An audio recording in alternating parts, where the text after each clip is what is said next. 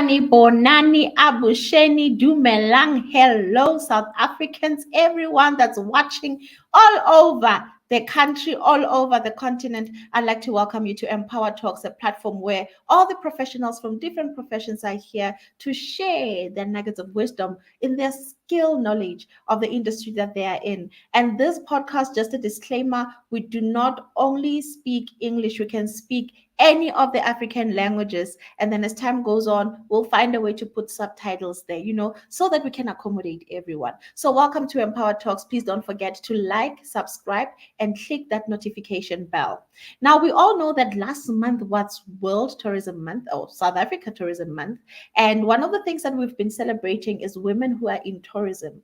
So if you're part of this channel and you've been watching us for a long time, you would know that there are some of the women that we've been interviewing in this platform, and those women came from various tourism industries, and they came here to share the nuggets of wisdom, and we're discussing different topics, and all of them has had interesting intakes on the topics that we were talking about. So now we had the likes of Ayanda Kela, who was our guest host for 2 different particular days. Then we had guests from this place, and we had guests from that place. And you know what? It has been a phenomenal experience for all the ladies, and all of them can attest to the beauty of being part of this podcast.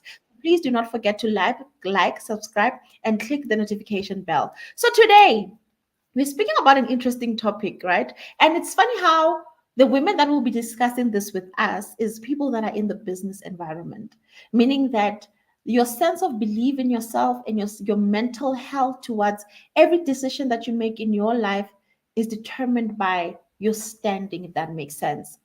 In other words, tshwanetse tlhogo ya gago e ba sharp wa ntshwara pele o ka ira some of the decisions mo bophelong ba gago, because if you do not, or you do not have the right mental capacity, then you might not be able to sustain yourself in whatever career path that you choose. And today I am joined in by amazing ladies. Some of them you will see them, some of them you will not see them, some of them saw the poster, some of them did not. You did not see the poster. Well, it is what it is, it doesn't matter, right? So now we are welcome. I'm going to be joined by a wonderful lady by the name of Zoliswa. Zoliswa, how are you, my sister? Oh, I cannot hear you. Let's see. I am blessed, my sister. Oh, blessed to be alive at this point in time in South Africa, in the world. Yes, please tell our viewers who you are, where you're from, what you do. They would like to know. Okay, my name is Zolisa Mazibuko. I am now residing in Johannesburg, but born and bred from Cape Town, Guguletu to be specific. If you know Cape Town, that's a famous township, Guguletu, born and bred, raised in Cape Town.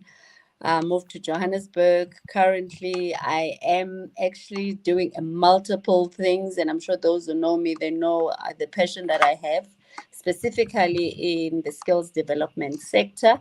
So I have done assessor, moderator, facilitator, and the company name is Uzoli, registered with the different seaters. I'm all about empowerment. For me, it is important. And the saying that, when you raise a child, raise them in the way that they should go so that they cannot depart from them. And I know most of the things that I'm currently doing, it's to fulfill that desire to see people becoming better. And I started my career at South African Airways as a call center agent, and Oh, worked through the ranks, and I became a call center manager. And as a call center manager, you would hire individuals, and there's some individuals that I know at the time, no one saw the potential, but I've always been in enhancing the individual, empowering them, giving them the opportunity. And if there's one that stuck to me is when we had to hire, and the gentleman was a security guard, but I saw potential in him. His name is Titus. And everyone was excited to see how Titus has changed, how Titus has improved himself and contributing to the success of the call center at the time, which was a famous Voyager call center.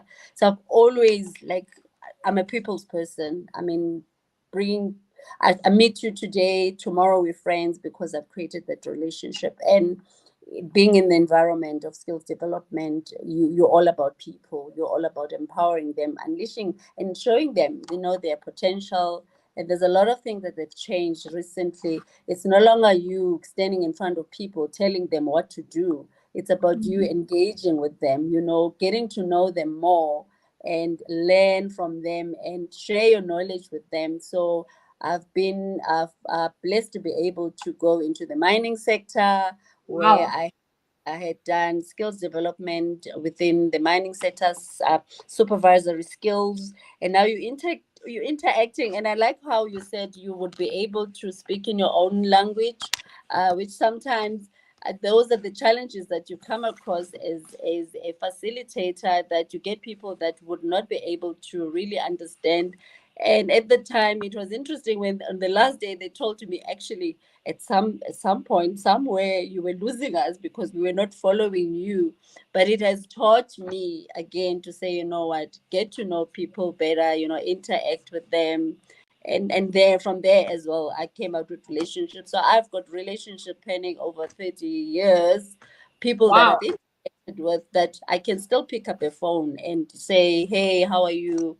Are you able to assist? What is that you're doing? So very much about empowering, skill development, connecting people, because I mean this life is about people. It's important that we connect, and I get to know who Masejo is, what makes you tick, why are you interested in doing that. And I think prior to us joining the live, you might have seen that in terms of me wanting to know, more about you as a person, because I look at the individual as the person, not just a number.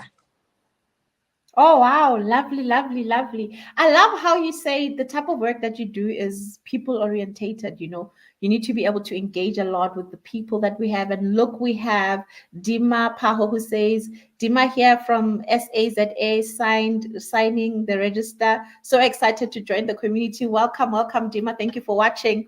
I like how you say that the type of environment that you're in requires you to be more people orientated. And for a person who works a lot with people from different sectors in different ways and coaching them rather, I learned that a people skill is a skill that you need to have. But before we can get deep into it and also deep in what is it that you do and how people can contact you and how people can actually get into your business, now we have another lady who is Maletola Madube. Maletola, are you with us? Malachala Matube, are you with us? Let's see her. Yes. Malachala, are you with us? Okay, so while she's still getting ready, before we put her on screen, so the type of environment that you're in requires you to work a lot with people, right? So, say for Correct. example, you are very down and you can't do anything. It's like you're not productive in whatsoever way, because I believe that working with people requires a certain form of selflessness that you have inside of you, meaning that when you're with people, you pour yourself out so that you'll be able to help them or make them feel welcome or make them feel engaged as much as possible. So now, if you're down, can you work with people, or have you experienced or been in a situation where you are down and you just can't work with people? Have you ever had such an experience? I have many times. I mean, we people, you also have your own life that you live, and I think the one recently, I mean, it's not even recently, it's about 2, 3 years ago already, whilst on a business trip to KZN to do site inspection. Because previous to that, I also did. I was in I am in the travel and tourism space in travel management company. So I got a call. We lost my mother-in-law, Ooh. and whilst you're still sitting there, you have to get yourself together and to be able to still deliver, to do what you are required to do at the time. It was difficult, but I think also what helps me as an individual is the deep knowledge of who I am, and to be a believer in this time, time where we're living with a whole lot of things that are happening all around us, where you have to have your faith in God, your faith in whatever that you believe in as an individual. So I had to calm myself down, put myself together, be able to explain what it was. Even worse, I was traveling with a client, so it's not even just me alone. So I had to explain to her this is what has happened. However, I assure her that I will not just drop you. I will make sure that I get a replacement. So at the time, fortunate for us is that we had a case at an office.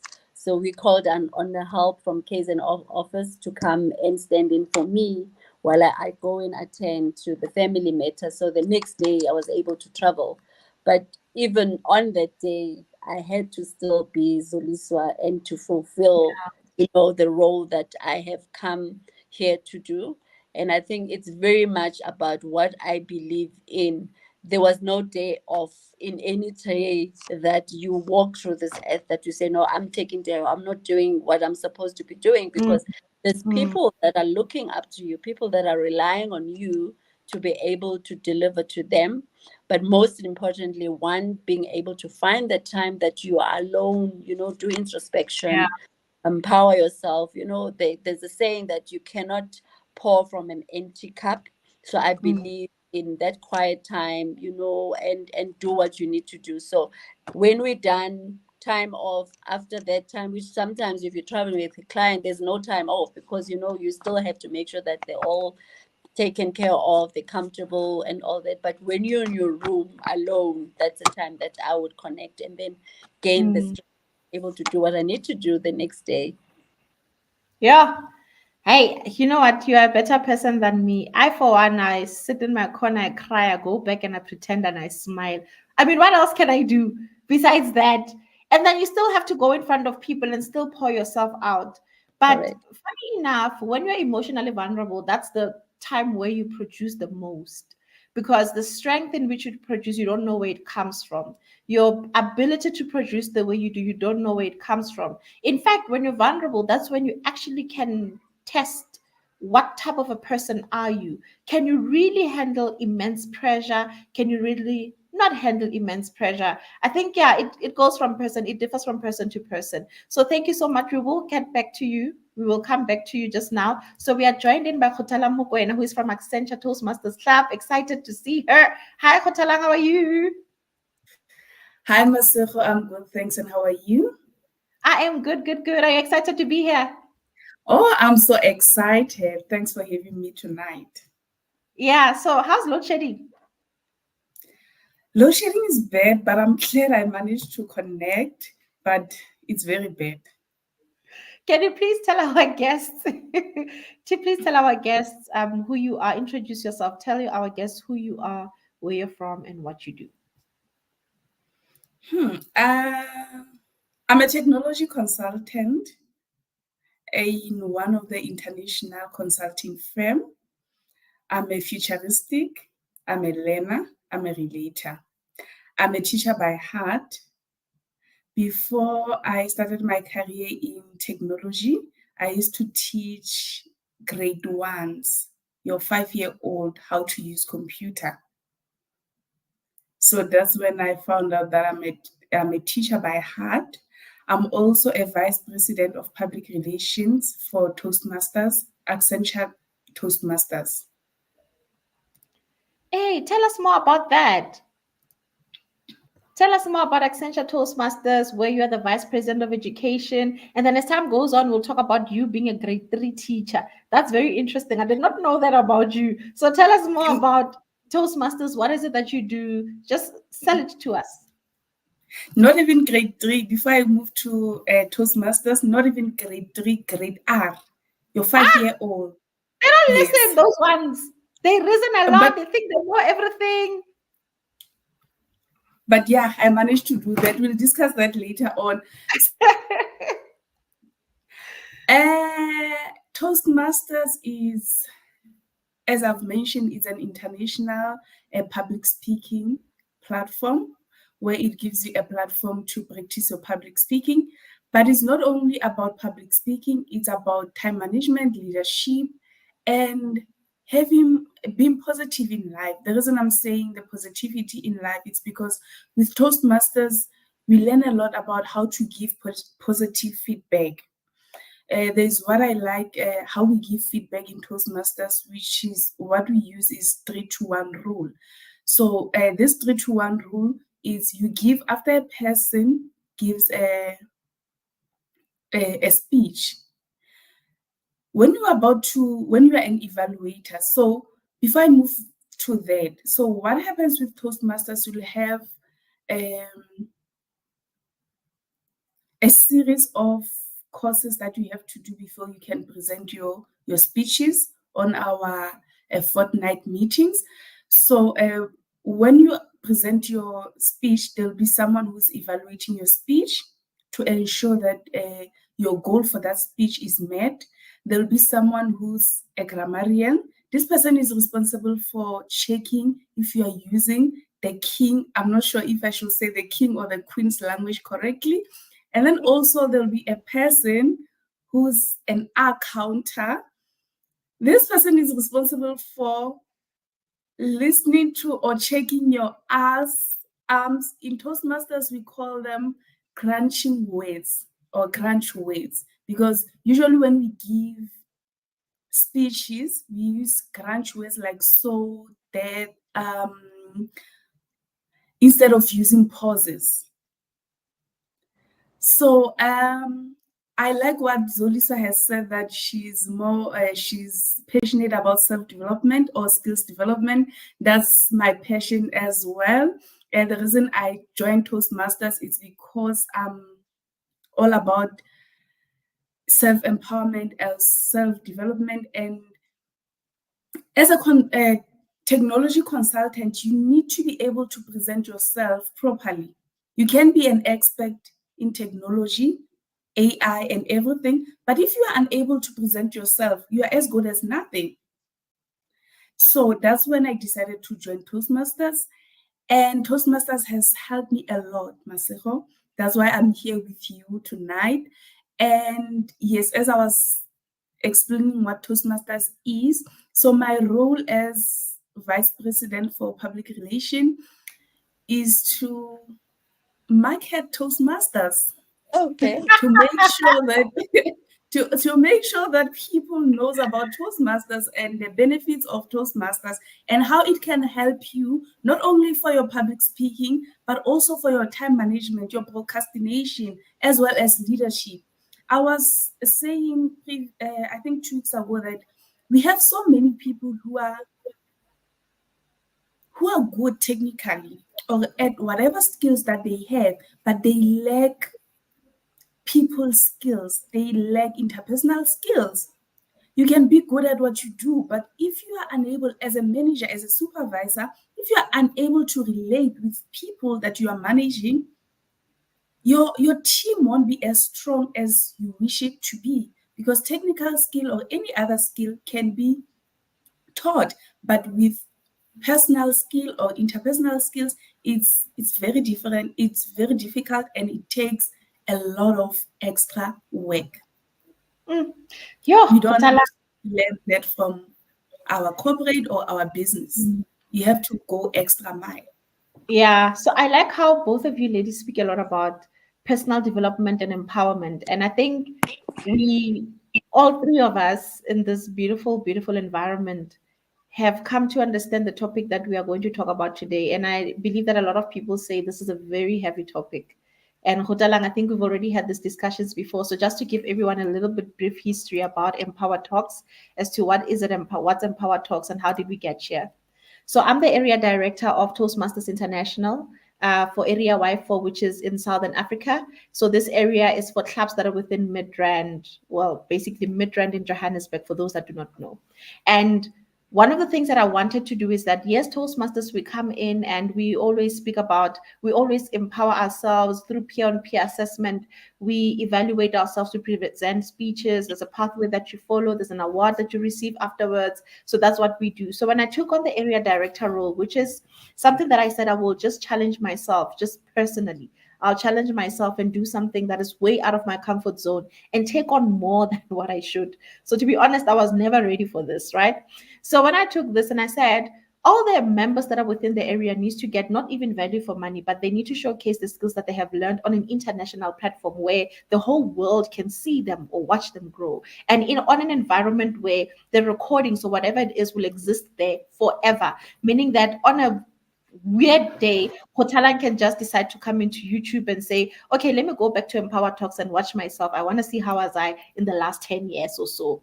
And then she will be able to watch herself and see how she has been progressing over the years. So when I took on this role, it was quite difficult for me, I must be honest. But and I did say I need to create a platform to empower the members that were there. So the initial title for this podcast was Y4 Empowers, which is Toastmasters International Area Y4, which is the area that I happen to lead, empowers. And meaning that not to empower people that are watching or listening, but to empower the listeners or the people that will be on the podcast. Then things happen the way they happen. So I thought that, nah, you know what, we'll just empower the people that are part of the area that are Toastmasters members so that they can benefit greatly to it. Then as time went on, there was participation wasn't as good as I thought or as I hoped it would be. Yes, you would see every now and then most of the guest hosts that we have on this podcast, or most of the people that we have on this podcast, are indeed from Toastmasters.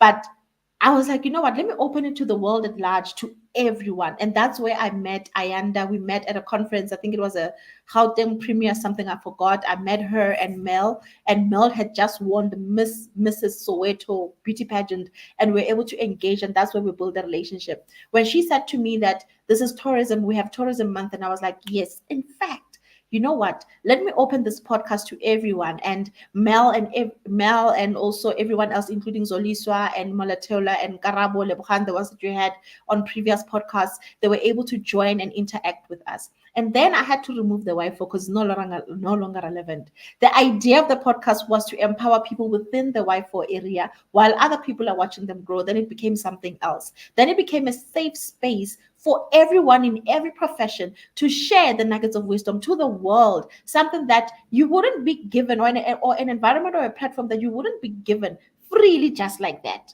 Right. So then we were like, you know what? Let me just go pick people that I know are from different industries that are not celebrities to come and learn, because I believe that as long as you're a human being and you have air in your chest, there's no way you don't have a story. So then I created a platform that everyone with air on their chest to come and tell their story for the whole world to learn from it. After all, the reason why sometimes we cannot overcome the things that we're not overcoming is because we don't know somebody else's success story. Neither do we know another one's failure story.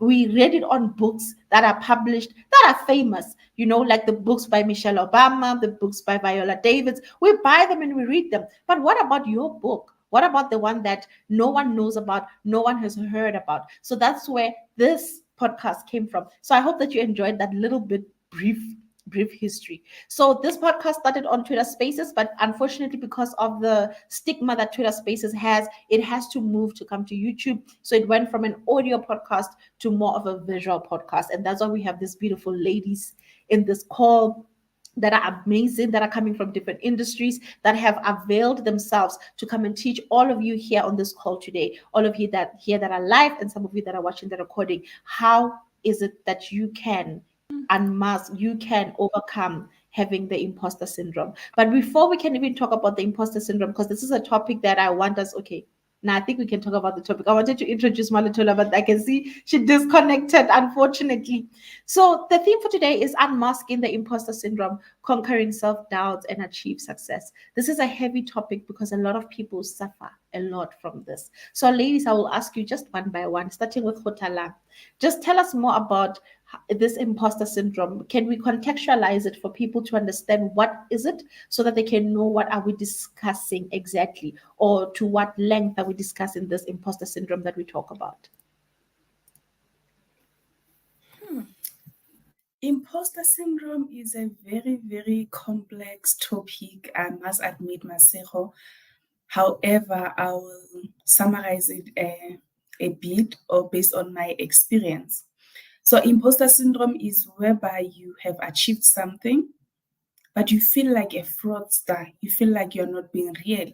You feel like people are going to find out that actually someone made a favor for you, or maybe actually you didn't deserve to be there.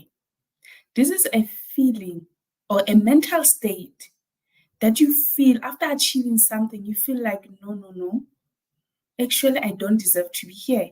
Actually, I'm not supposed to be vice president of public relations. Actually, I'm not supposed to be a technology consultant of one of the biggest consulting firm internationally. I myself, I personally have experienced, or I continue experiencing imposter syndrome. Mm. And when I reflect back, the time I started experiencing this imposter syndrome was when I was still in university. It happened that um, because people associate software development or software engineer with male, or it's a male dominated career. So it happened that I passed, I was amongst four ladies who managed to pass in record time. After I've received my, okay, yes, thanks for that. After after I've received my results, it was quite a bittersweet moment.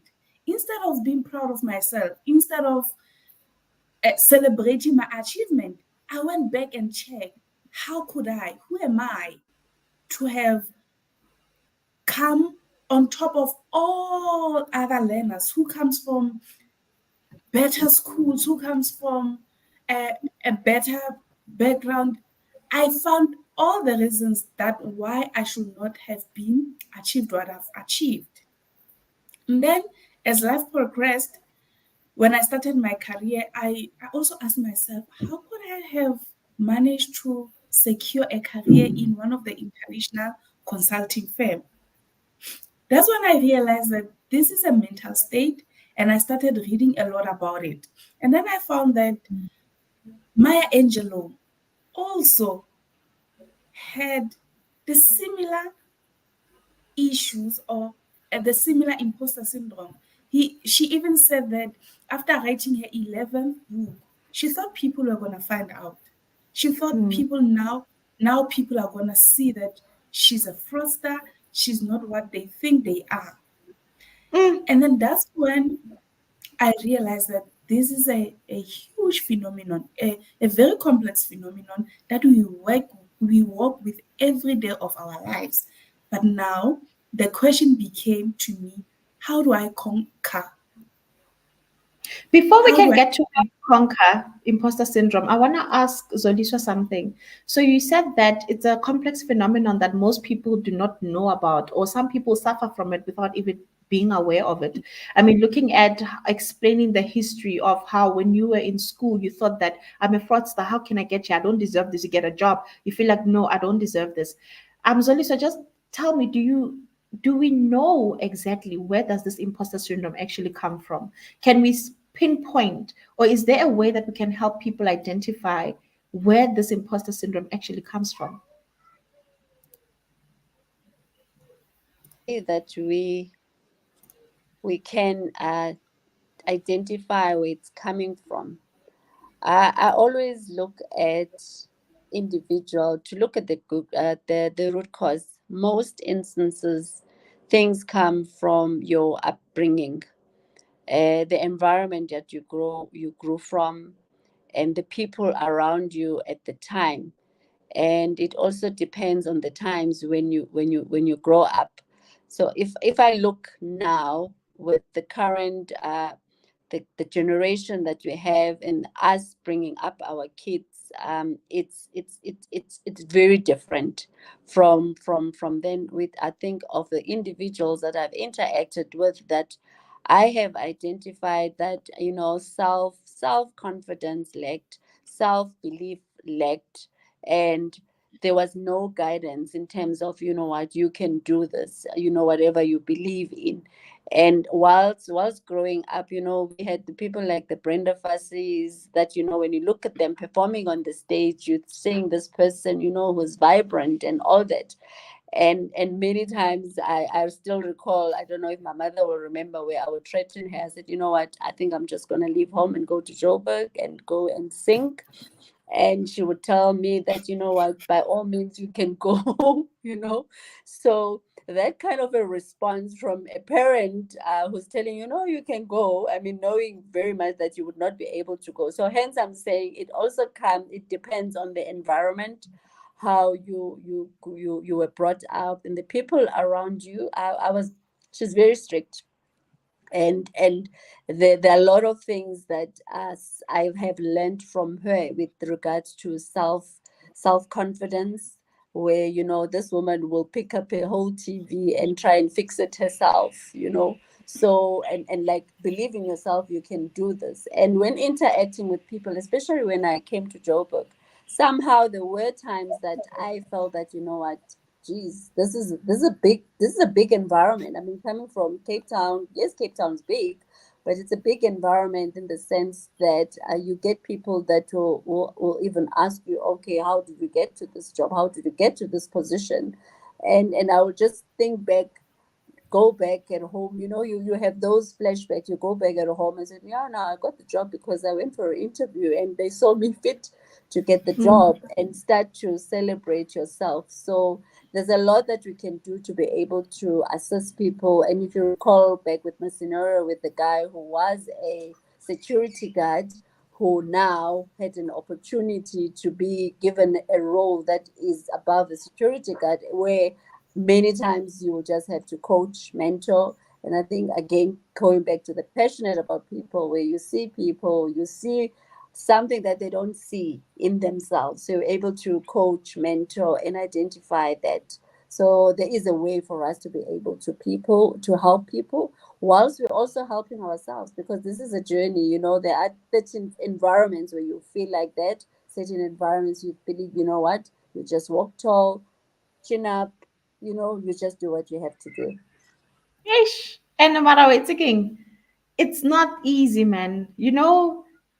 Living with imposter syndrome that is not even diagnosed, it's very difficult to know even when to chin up, because deception can knock on your door and say you are strong, there's nothing wrong with you, whereas you're not strong, there's something wrong with you. That's the problem with the mind. The mind has the power to deceive you, to think that you have everything together, whereas you don't. A lot of people suffer from imposter syndrome, by the way. There's a lady who was researching about it. I think she's doing her PhD and she's writing about it. And she reached out to me on LinkedIn and she says, I see that you had a talk on, I think it was on Hotalang's page actually, saying that you had a talk on imposter syndrome. This is part of the things that I'm studying, just to show you how serious this is. For some of us, or most people, think that mental illness comes when a person hang themselves or they shoot themselves or something like that. But actually, that's not the case. There are baby steps to it, some more severe than others. Some feel like they cannot do this, while some feel like they can do this. Yes, I know that today we are having a very hectic topic, but now I'd like to give Malitola Madube the opportunity to introduce herself to our guests, to everybody who's listening, to everybody who's watching, those that are driving, because we're talking about a very heavy topic. And I can see, we are ladies now. Our duty is to cry, guys. This head is full of water. That water has to come out some way, somehow. So, Malitola, please introduce yourself to us. Let us know who you are, where you're from, and what you do.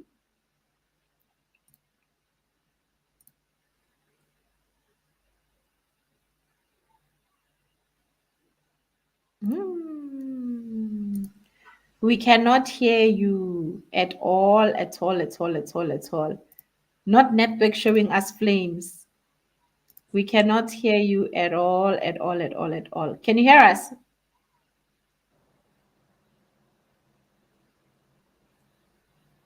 Oh no, she cannot hear us. Ramaphosa, I'm gonna listen. I'm a piano song for you. What's up? Literally, don't say I'm a piano song for Wena, because we can't live like this. Eh? Ramaphosa, posi. Eh? Hey. Posi way. Eh? We need to literally release some piano song for you, because we can't live without water, without electricity, without network. Rireng Mhm. piano. What must can happen now? Rireng, what are we supposed to do? Re try we a podcast, re rute lefatshe ka dilo. Huh? O busy more tsela network. Posi, you must do something. China re file tšhelete, Joe. It's a something that. Are you there, Malitola? Can you hear us?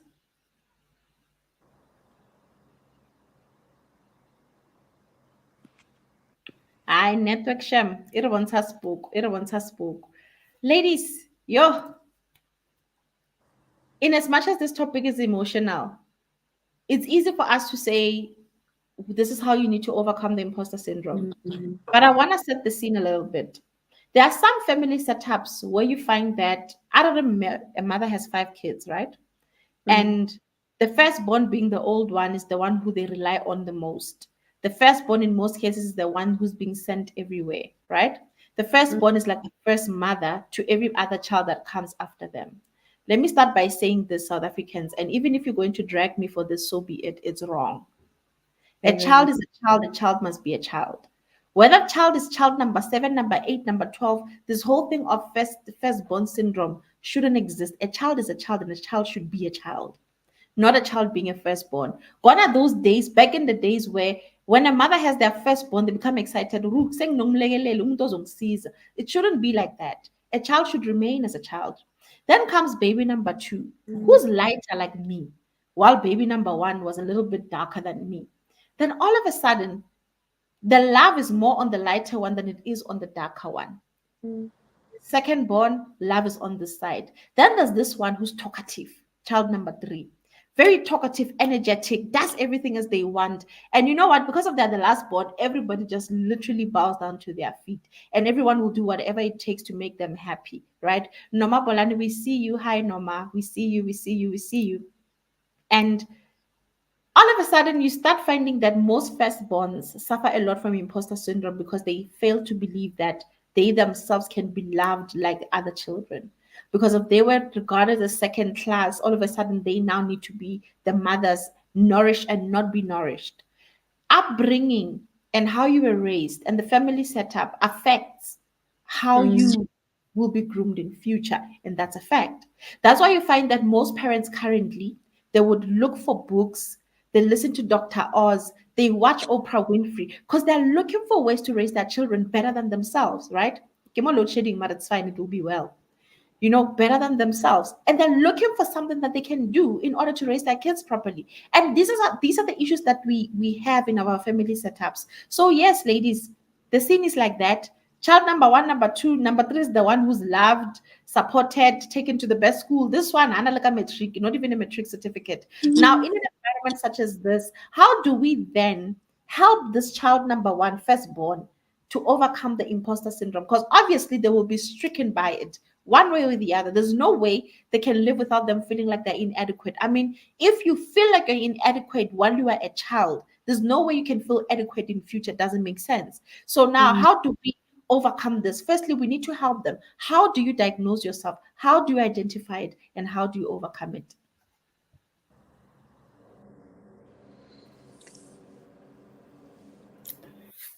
Should I go Sure. first?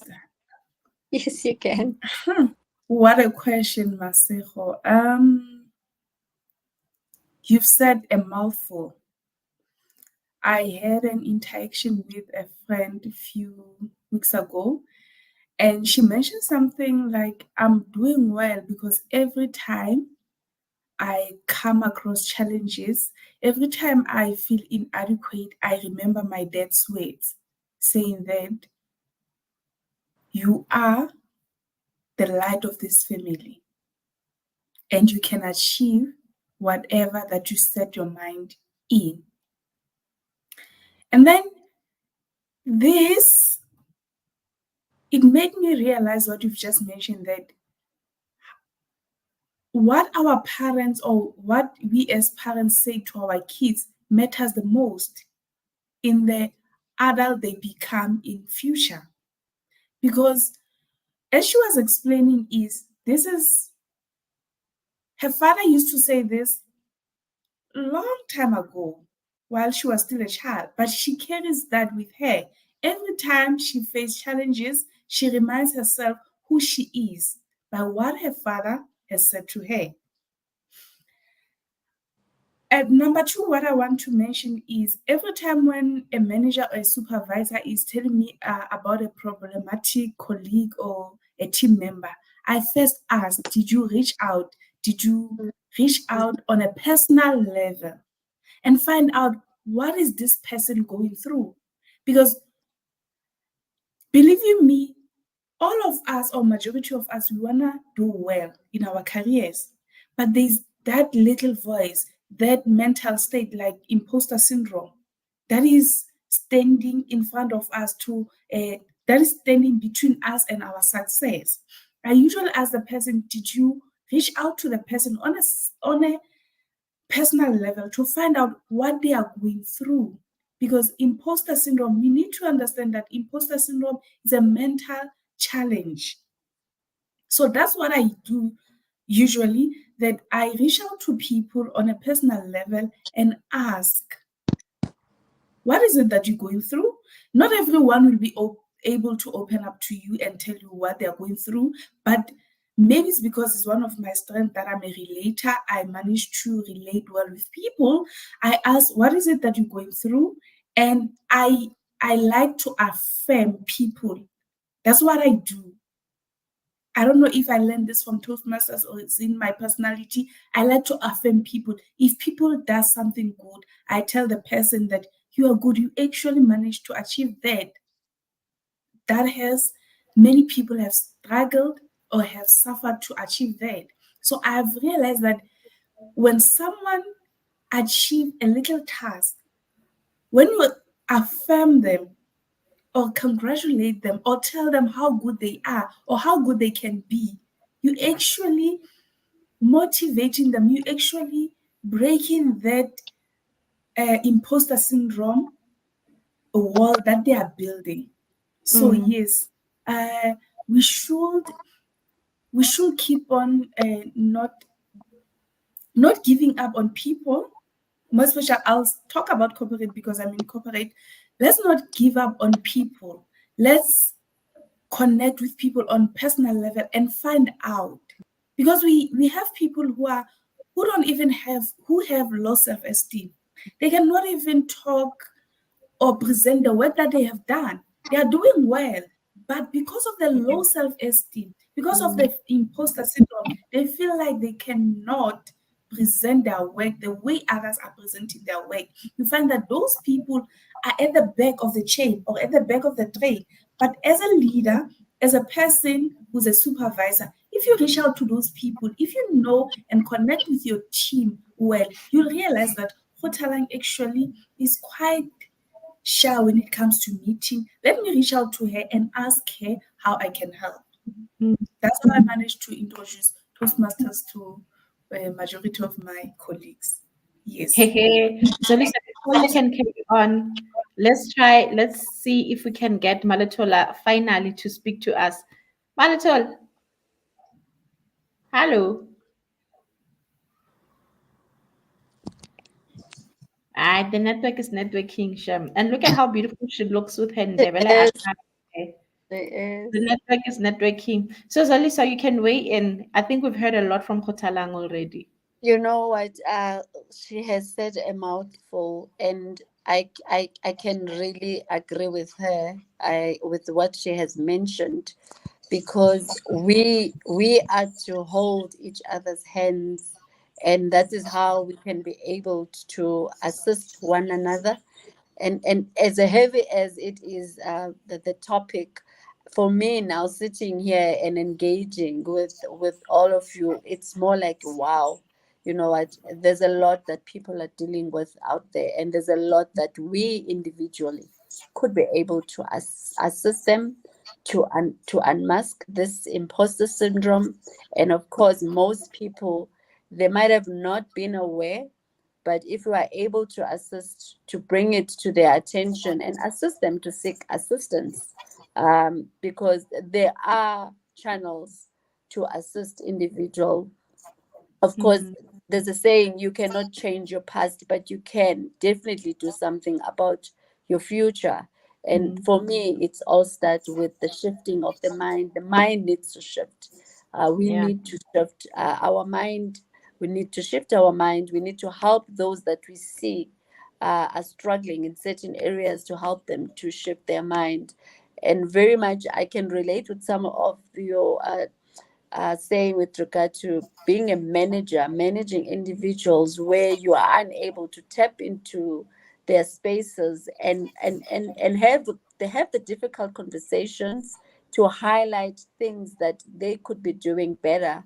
Whereas some of the individuals, it's because they're not given the platform to be able to share, to be able to do what they are able to do best, to showcase their talent.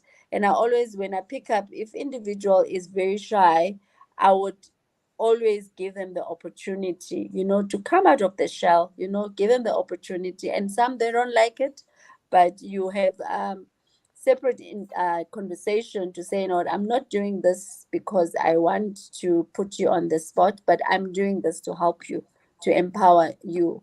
And coming into the business space where you come across individuals that they have the talent, they're producing different products, I mean, craft, where you ask themselves, have you thought of, no, I was just doing this because, I'm passionate about doing it. But you can't be doing it for because you're passionate about it. You need to be intentional about it. What is that you want to achieve? What is that you really want to do? And there's a lot of interaction that I must say, being part of Gauteng Women in Tourism, which for me, again, it's been driven by me being passionate. And I have come across individuals that now sitting here having this conversation, I'm thinking, actually, there's some element of an imposter syndrome with so and so, but because I'm that person that always would like to engage and talk, and now you see that there's a lot of engagement, there's a lot of relationship being built, and there's a lot of things that we now able to engage and see. And at that time, I was not even aware of that. I was just going about what I'm about, which is to empower and to create relationship and to help those that are around me. But I cannot thank you enough. I know we're not at the end, but I think this has been a eye opener for me personally to say, you know what, hey, there's a lot that we can still do, and this is what people out there, they're not, they don't seem to celebrate themselves.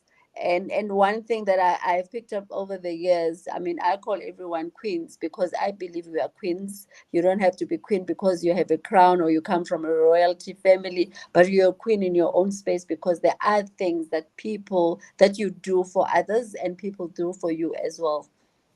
So, hey, before I can even dig deep in what you both said, let's just go to what our guests and those our viewers are saying on our YouTube channel. So currently we are live and everyone is commenting. Some are asking questions or would like to ask questions.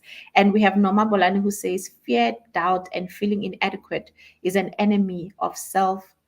Mm, Wait. Fear, doubt, and feeling inadequate is an enemy of self doubt because of what happens in the past. Someone has discouraged them. mm, Something someone needs to work on. Personal healing and journey. Personal mm, healing journey. You know mm, what? Ish, Ayman, we are broken. Can we just put a big disclaimer? South Africans, we are broken. All of us are broken. I don't think anyone walks around perfect life. I think I always envy Gen Z, which is why I teach them. I envy them a lot because they cannot experience the level of brokenness that those that were born before them have experienced. mm, We have the generation before me will speak about opportunities that were stolen from them as a result of discrimination of races or mm, discrimination of gender. The generation post that is those that they were raised by parents that were trying to make it work.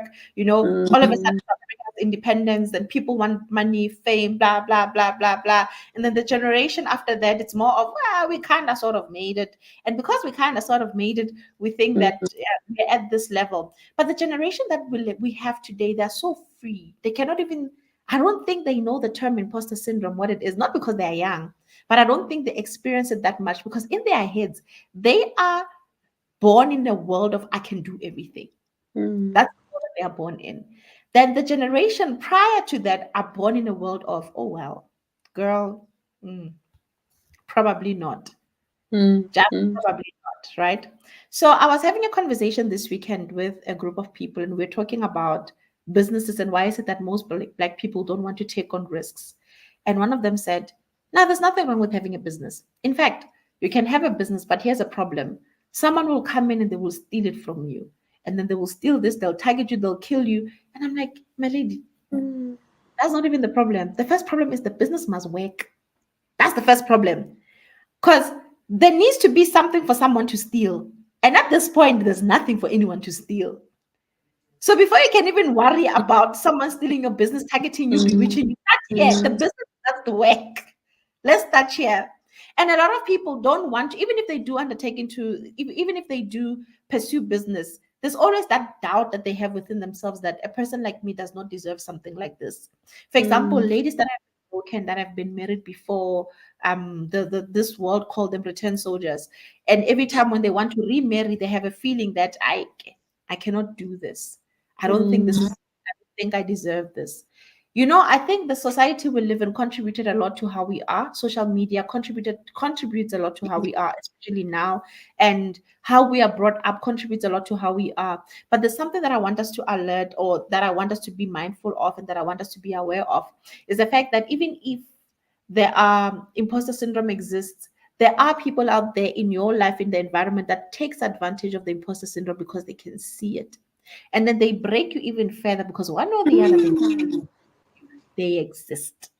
They exist in business, they exist at school, they exist at work. mm, They take advantage of that very element that they identify that you have, and they mm, explore it, and they make you feel inadequate. They exist. So it's even, it's something else to deal with something internally. It's another when someone externally uses it against you. That's like your weapon and your weakness. You've never really learned how to master it, and somebody else is making you feel even worse. I'll give an example. You work in an environment where it's only male dominated, or an industry where it's male dominated, like the industry that I'm in, it's male dominated. Already you feel like you don't deserve to be there. Then somebody else tells you that you don't deserve. It's like they're affirming your imposter syndrome. They are validating your imposter syndrome, making you worse than you were before. Now, in situations like that, what do you do? I mean, first thing first, you don't know that you have an imposter syndrome. You don't know that you're doubting yourself, and somebody else is causing you to doubt yourself even the more. In a situation mm. like that, what do you do? Sure. That's a very it's a difficult one. I think in that situation, you can be saved by another person if you come across an individual that can see that someone else is taking advantage of Mm. yourself, because I mean you are not aware and this person has identified the weakness and they're capitalizing on that. You can only be saved if there is someone, whether it's going to be someone superior or your colleague. And I must say, there's been instances where, because I always have an interest in people, then I would identify, said, no, you're not supposed to be doing this because so and so is supposed to be doing this. I mean, in the environment where I worked, the manager took advantage of the subordinate. So the subordinate will do the work, manager will not do the work. And when it comes across, it's delivered as if it is the manager's work, and yet I know it's not the manager's work, it is the subordinate's work. So there I was a saving grace to say, you know what, put your foot down. I can see this is happening, and unless you are the one coming to me to say I'm not happy about 1, 2, 3, then I could be able to have a conversation. And why I did that, it was to empower her to say it's okay to stand up for yourself, because I'm not gonna always be around to stand up for you, but it's okay to stand up for yourself. So rather stand your ground and be able to confront the situation and have a conversation with the individual. And the minute then she started doing that, then I was able to then come in and assist. But of course, like I said, you can only be safe if there's going to be someone who can see the situation and who's fair and just to say, you know what, this is wrong, this is not how it's supposed to be done. Yeah, yeah. Kotalang? Hmm. I think podcasts like this, they really help. Mm. we should keep on teaching, reaching out to people. We must make people aware of such phenomenon. The more people are educated about such phenomenon, the more we can overcome or deal with such phenomenon. I like to say I regard myself as a serial sharist. I share a lot. I if I think something's gonna benefit someone, whether you've Mm, asked me or not, I'll share with you. At the end of the day, there's two or one thing that will pick up from what I've said. So mm, let's keep on reaching out, let's keep on teaching people. And I think what we need to do now is to teach as much as the Generation Z, we think that they don't experience such. They do, they still mm, do, because Mm, of different backgrounds that we come from. yeah, actually, So yes. we must reach out to them as early as we can. Mm. I would like to challenge ourselves that everyone who's listening to this podcast, everyone who might know someone, even if that person, you don't think that person has an imposter syndrome, but you know someone that this podcast might help them, reach out to them, share it with them. Whether they've asked, whether they've not asked, reach out to them. The more people are aware of this phenomenon, the more we can overcome it or be able to cope with it. Yes, Kotalang, you're so right. I'd like to share some few pointers with the viewers and everyone that's watching with regards to imposter syndrome and how is it that we can overcome it. The first foundation to every person's life is their values and their beliefs. mm, Knowing who you are will mm, help you identify what is foreign to the person that you are. Fellowshipping with the spirit that was within you will strengthen you mentally as well. We mm, sometimes often undermine how the spiritual context of in a person's life can actually affect how they live. We undermine that a lot. Your identity will come from what you believe in. Christians say, my identity is in Jesus Christ. That's what we say. My mm, identity is in Jesus Christ. When something foreign to the identity comes in, then we know for a fact that this is not right. The word of God teaches us that even there's even a song ka Setswana, ne? E re, "Ke apere lerato ka matsatsi otlhe, tjhe ha ke tshohe letho hobane ke bolokehile," meaning that I am dressed by love all the time. Therefore, I'm not fearful of anything because of ke bolokehile, I am saved. Where there's fear, there's no love, and God is love. mm, So meaning that if there's fear, then there's no God. So meaning that it's foreign. It being foreign, it means it doesn't belong to you. That's the first mm, indicator of identifying that you have an imposter syndrome. God blesses you, you feel like you don't deserve the blessing. Granted, there's grace. Grace meaning that you don't deserve it. Granted, right? mm, mm, And that mm, doesn't mean that the blessing, God didn't willingly give it to you. Grace teaches you to be humble, meaning that instead of saying, I deserve this, it's God's duty to give me this. You're saying, thank you, I didn't deserve it. But your mm, faith comes from the giver of what you received, mm, mm, the giver of that qualification, the giver of that platform, the giver of that job, the giver of that business, the giver of when you start giving your praises and thanks to where it belongs to, that's when you start knowing, okay, now I'm dealing with this imposter syndrome.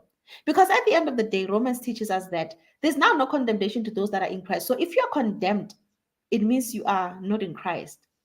So you can't condemn yourself for being blessed. How? A person who has been raped, they get married, they have kids, they feel like I don't deserve to have kids, I don't deserve to be married. How? If it's God's will and God's choice, free choice that I'm going to give you this, why must you doubt it? Why must you doubt it? So the first pillar of identifying the imposter syndrome or fighting the imposter syndrome is being rooted in your faith, being rooted and fellowship with your spirit continuously. Then you'll be able to identify it. Doesn't matter who it is in the world, beautiful as they are, even myself, it creeps in because the devil will always come and test you all the time. Now, you knowing and understanding your faith doesn't mean the imposter syndrome won't knock on your door regularly or try to kind of deceive you to make you believe that you're inadequate. It will happen. If it happened to Jesus Christ, it will happen to you. Remember, it happened to Jesus Christ in Matthew 4. What happened when he was taken to the wilderness and he was challenged by the devil? Imagine, just picture this scene alone. When the devil said to Jesus Christ that turn these stones into bread. How? Are you not Jesus Christ? Hi, are you not the savior? My guy, here's the stone, turn it into bread. Eat. We Mm, want to see. We want to see. If Jesus Christ had the imposter syndrome in him, he was going to fall into that trap. So that's why being mentally aware, it helps you. And there's no way you can be mentally strengthened if you're not spiritually strengthened. So, number one, work on your spiritual life, work on the person that you are, work on the person that you need to be. That's the first step. Fellowship with your spirit all the time, engage with yourself all the time, love the spirit and protect it all the time. Before I get to number two, I can see there's a comment here. Let me start with this one. It's Nomba Bolan who says, really feeling inadequate as if you are a failure. Really, people can really discourage you. Great advices, ladies. That's true. Hey, and she came back and she also said, "Amen and amen." Now we have Dima Paho who says, "Please give us a short summary of your experiences working in a white or black male-dominated environment. How did you overcome it, and what have you learned from it? Did it later become an asset in future situations?" Yeah, ne? So the industry that I'm in is a male-dominated industry, be it black or white, doesn't matter. It's a male-dominated industry, mm, meaning that for women to penetrate into it is quite difficult. It's like mining, just to give an example, right? mm, There are some things you can never change, and you need to accept it.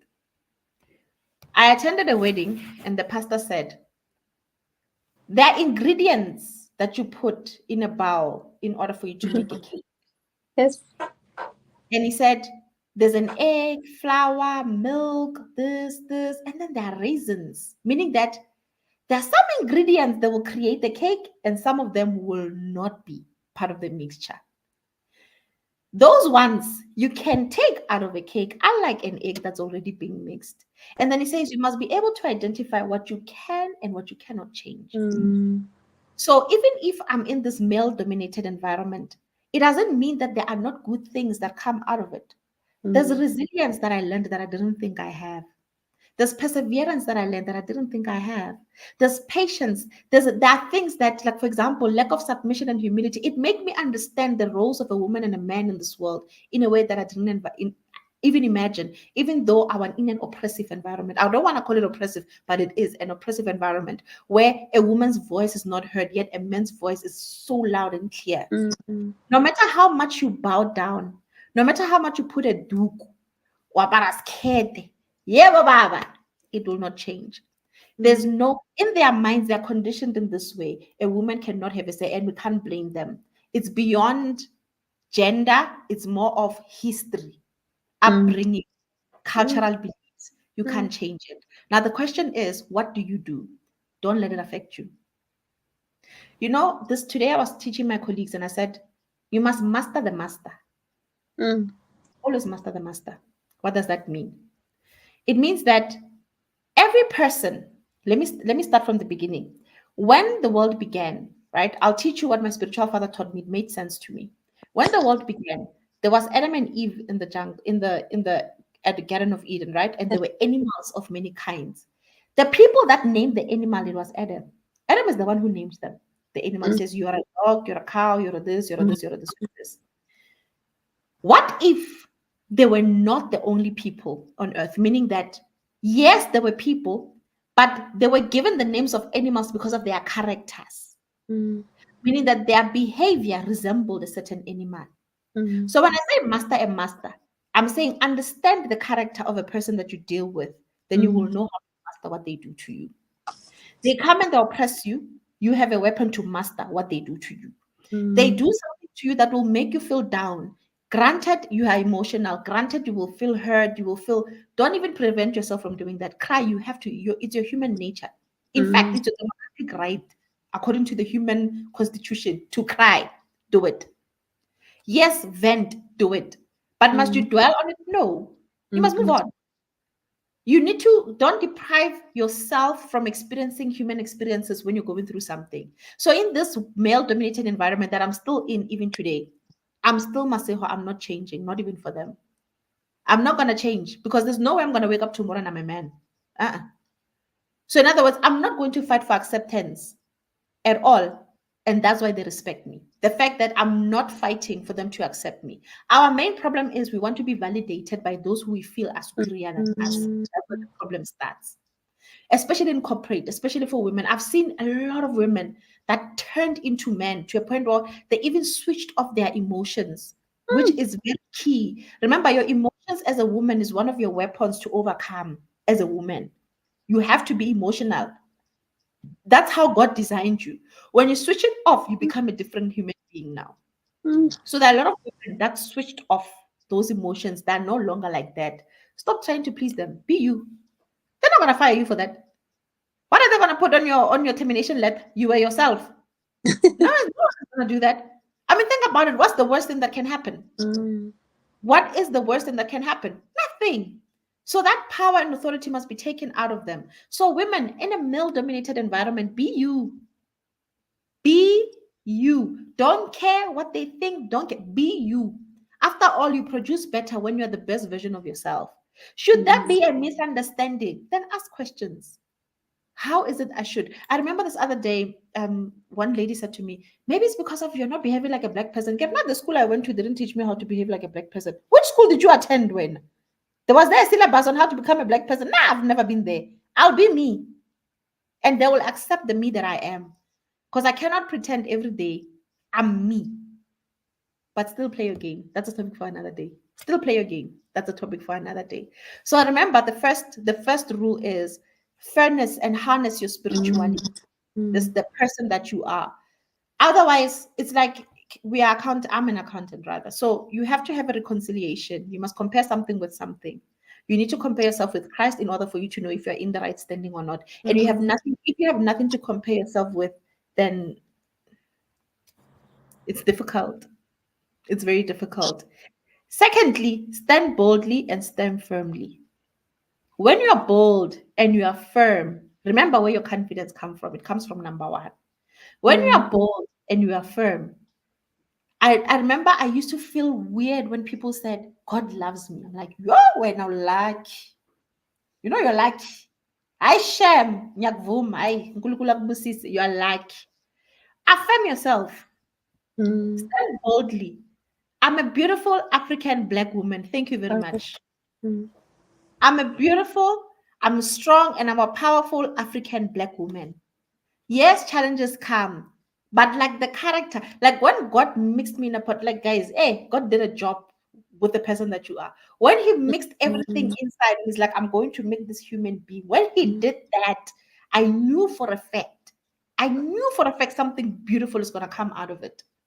When you stand firmly and you stand boldly, it means that you're telling the devil, bring the imposter syndrome.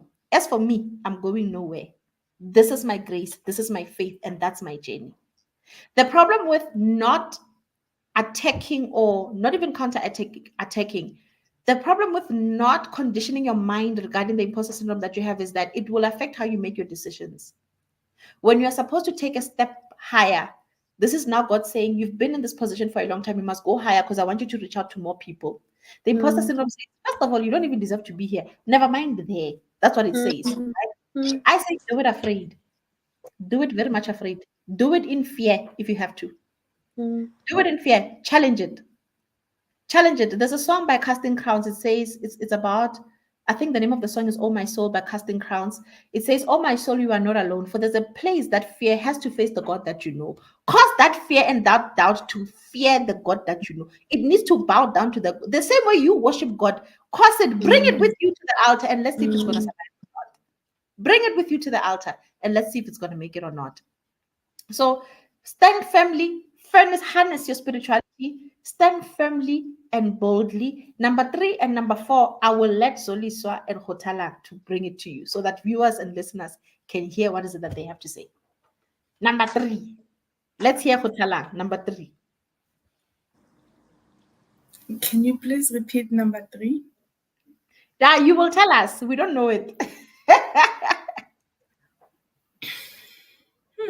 You've said mouthful. I don't really know how to or what to say after what you've said, but what I can say is you must be aware, self-awareness. You must know that you are not alone. When I started, I said even Maya Angelou suffered from the same phenomenon. Knowing that you are not alone will give you strength to overcome whatever challenge that you're facing. Because now, if you know that I'm not alone, this is not only me, most of the people are suffering from the same thing that I'm suffering. And this thing that I'm suffering, this phenomenon that I'm suffering from, it has no advantage to me as a person, but it's stopping me from reaching my success. Knowing that you're not alone and self awareness. Be patient with yourself. One thing that we like to do is to rush things. We we like to rush things and we trip and fall. Mm. Be patient with yourself. When you are aware that this is a phenomenon, this is a mental a mental challenge, then you find ways which we have just mentioned before, and then you use those tips, and then also you reach out. I always say find a mentor. You can't do it alone. If you have a mentor and you've just got promoted, and then you feel like you do not deserve whatever promotion that you've just got, when you go to your mentor will surely affirm you. Your mentor will remind you of the hard work that you've just done. And all that feeling, this is a personal experience. All that you are feeling will go away after the conversation that you've just had with your mentor.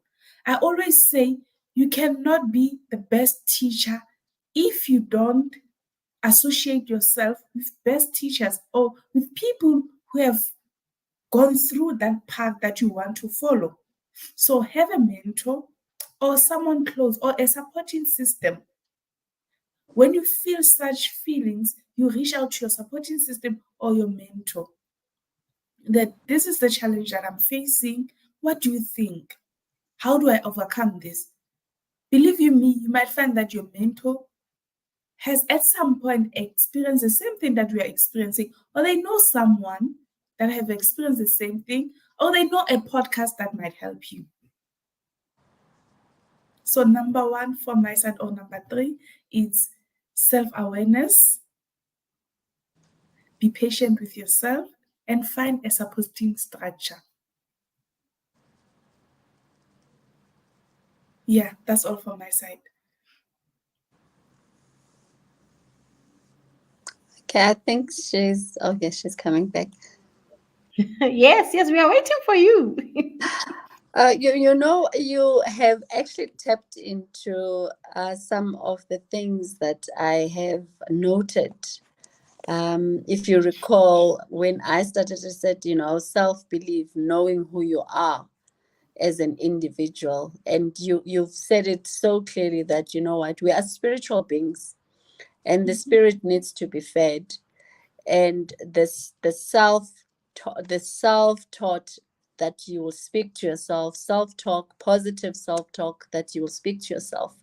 And again, for myself as a believer, that you know what, I am here on this earth for a purpose, and I need to fulfill that purpose, and there is nothing that will hinder me in fulfilling that purpose. In so much that if you look at Philippians 4:13, I can do all things through Christ who strengthens me, because that's again, it's a self-belief and believing in yourself, and to be able to celebrate yourself as an individual, it is very, very important. So, in summary, I would say, it's self belief, and also affirm yourself that, I can do all things through Christ who strengthens me, because I am a spiritual being, and we all should understand that we are spiritual beings, as much as we all, like you said, we wounded. And as spiritual beings who are wounded, who is our healer? He is our healer. He is the one to mend our broken hearts, is the one to empower us. As much as individuals, sometimes we think it's only an event for a Sunday, but it's a daily event. It's a walk of faith that you need to believe in yourself, know who you are, and know who your father is, and know what you believe in. And I have no doubt. I mean, there are evidences, there are things that we know for a fact, that, even people that have made it, that we look up to, that we know now, we know what the recipe behind their success, because they are testing to say, what, I know who I am, and I know that I can do all things through Christ who strengthens me. That's my fourth one. Amen. Amen. Yes. And Malitul, you know what? I won't be happy if we end this live without you saying hi. Hello. Can you hear us now?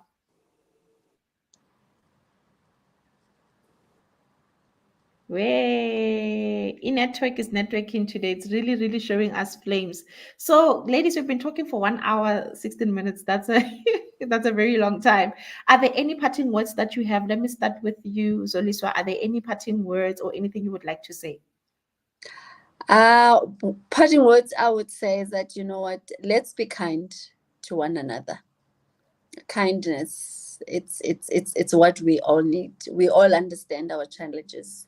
Your success will be my success, but if I give what I have, and be kind to yourself, this will become a better place to be, and we will be helping and healing the world. Yeah, absolutely, absolutely. Is there anyone that you would like to thank that had supported you in your business? Is there someone that you would like to recognize on this platform? Please name them by name.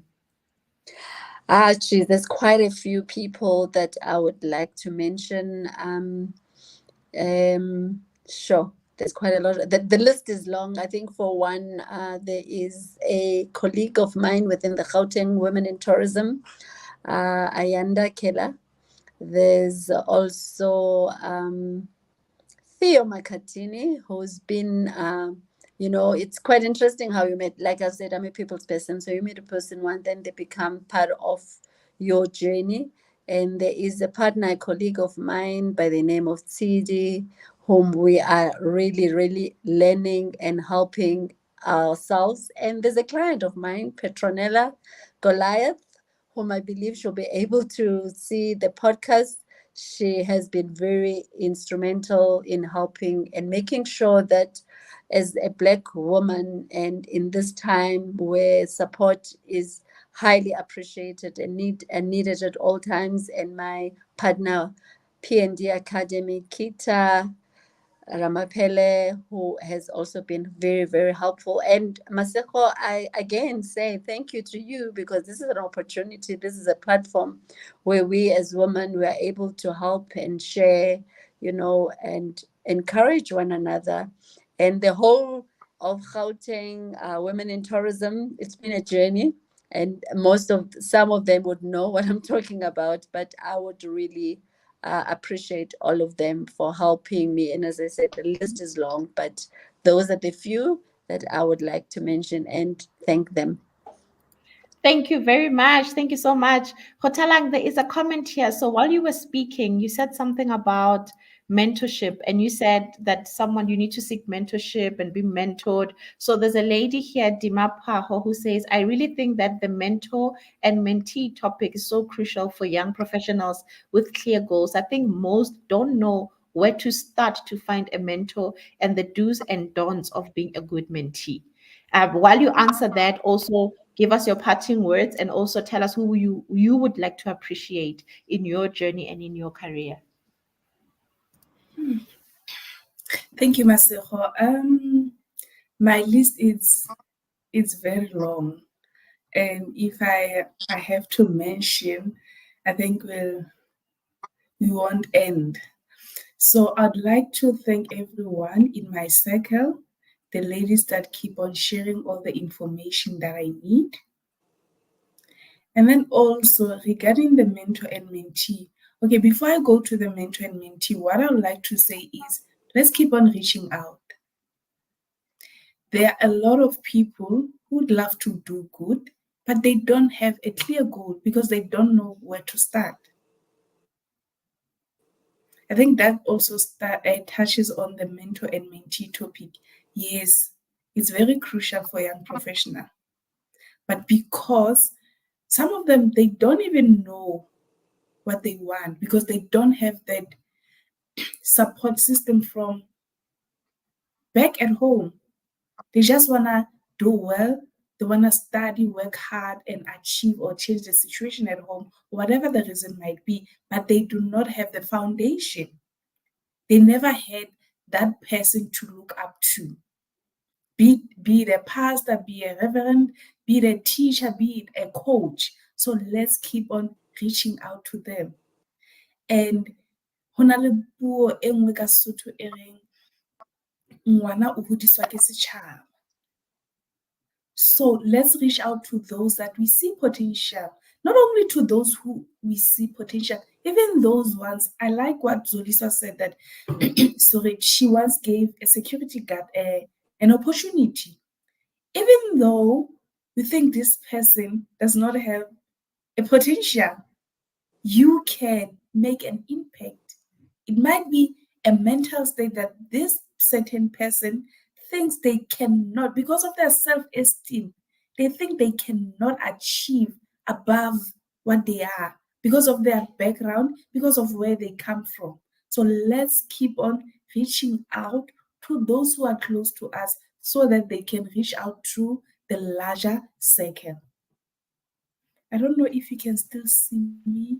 Yes, we can still Yes, see so you. that And also to answer you, Dimakat's regarding mentorship, I like the last part of your question, which is the do's and don'ts of being a mentee. Some people don't know what is it that you need to do to be a mentee, and also even the relationship between a mentor and a mentee is somewhat blurred.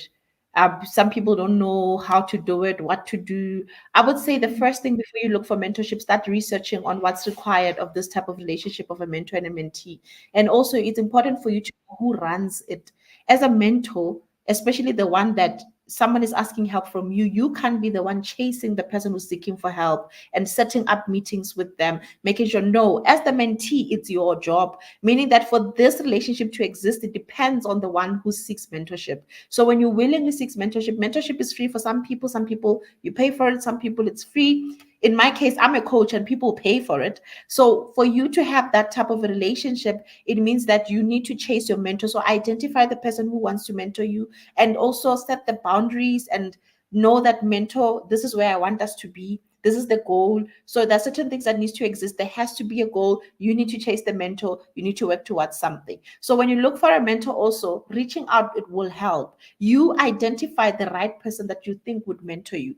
And once you do that, you approach them. If they reject you, it's fine. Find another one. Just like that, up until you find a home where somebody can mentor you. That mentorship can turn into a family relationship where now you're no longer mentor and mentees. You are far closer than that. You have a relationship that could potentially last forever, where now you rely on each other emotionally. It's very crucial that we talk about mentor and mentees. Most people that are successful in business everywhere have mentors, so you really need to have a mentor and a mentee. But just firstly, research what it is, then identify the type of help that you need, and also know that because you're the one seeking for help, you are the one that needs to do the chasing. Meaning that you can't hold your phone and say, I'm waiting for my mentor to call me. No, you must call your mentor, schedule a meeting with your mentor, and show up. So thank you so much for your question. Hotalang, I think you wanted to carry on. yes, you are spot on, Masego, that I think research, now we have tools and technologies that makes things easy for us. Research is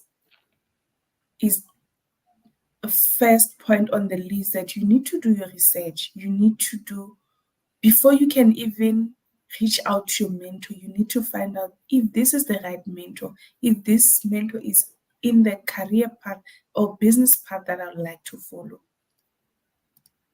Yes, In absolutely. summary, Mm-hmm. it's not only about mentors. As we've mentioned that people who are successful have mentors. That will be a topic for another day, where we'll say you also need sponsorships, coaches. So you need a very strong supporting structure. Yes. That's all from my side. Awesome stuff. Thank you so much. Oh, Malitola, we lost her. We lost her.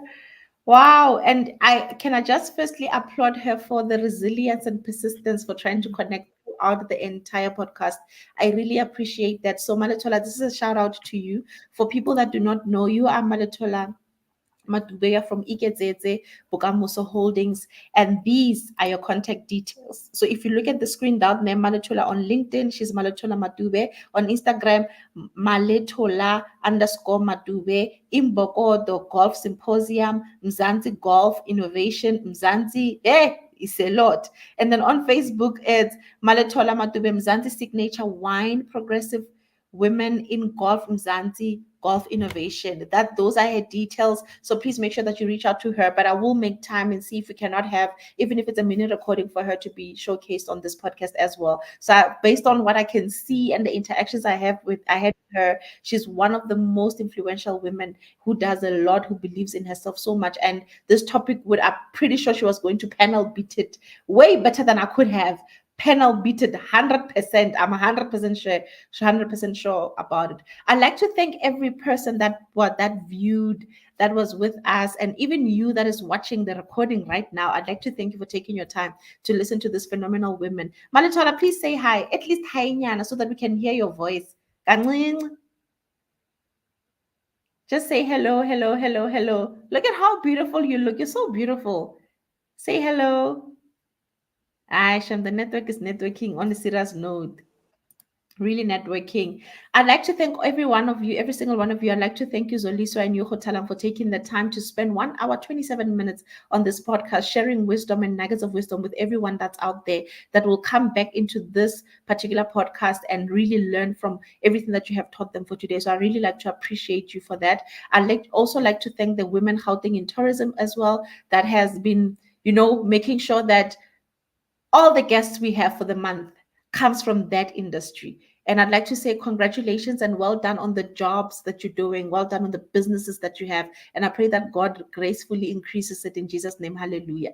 I thank you so much for coming and taking your time. And yes, thank you to Masaho Malapile. And I'm the founder and the owner of Empower Talks. Please make sure that you like and subscribe and you click the notification bell. Before we log out, I also want to say a shout out. Haibu. Shout out to Jesus. Sing!